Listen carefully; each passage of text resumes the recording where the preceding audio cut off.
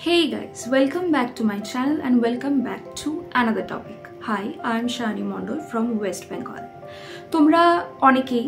fruit বা ফল খেয়ে থাকো প্রত্যেকদিন রুটিনে কিছু না কিছু ফল থাকে আর অনেকের ফল খুব পছন্দ হয় অনেকের ফল একদমই ভালো লাগে না যেটা আমার তো তাও আমাদের হেলদি বডি হেলদি মাইন্ডের জন্য ফল খাওয়া খুব দরকার বাট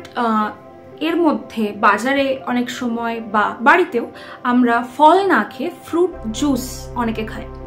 সকালবেলা বা বাজারে বেরিয়ে বাজারে কোথাও ফ্রুট জুস খুব বেশি বিক্রি হয় গরমকালে বেসিক্যালি অ্যান্ড আমরা কিন্তু এটা খেয়ে ফেলি তো ফ্রুট জুস খাওয়া কিন্তু নিজের শরীরকে আনহেলদি করে দেওয়া হ্যাঁ তোমরা ফল খাচ্ছ যেহেতু জুস করে খাচ্ছ তো ফল খাওয়া খুব ভালো একটা বিষয় আমরা সবাই জানি তো ওয়াই নট ফ্রুট জুস এই কারণেই ভালো না তোমাদের জন্য কেননা একটা লেবু ধরো একটা কমলা লেবু থেকে তুমি 1 গ্লাস ফ্রুট জুস পুরো 1 গ্লাস বানাতে একবার চেক করে দেখো যে তোমাদের কটা কমলা লেবুর প্রয়োজন এখানে কিন্তু প্রায় 4টে থেকে 5টা কমলা লেবু ইজিলি চলে আসে একটা ফুল গ্লাস জুসের জন্য বা তার থেকে বেশি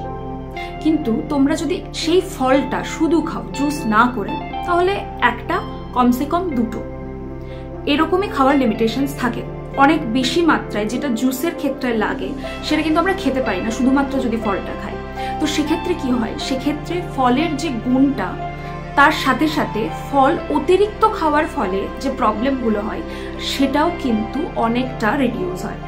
আর ফল খাওয়ার মানেই আমরা সুগার ইনটেক করছি না এটা খুব ভুল ধারণা কেননা ফলের মধ্যে কিন্তু তার ন্যাচারাল একটা সুগার এলিমেন্ট রয়েছে কেননা সেই জন্যই সেই ফলগুলো মিষ্টি হয় আর যখন আমরা ফ্রুট জুস খাচ্ছি তখন কিন্তু একের অনেক বেশি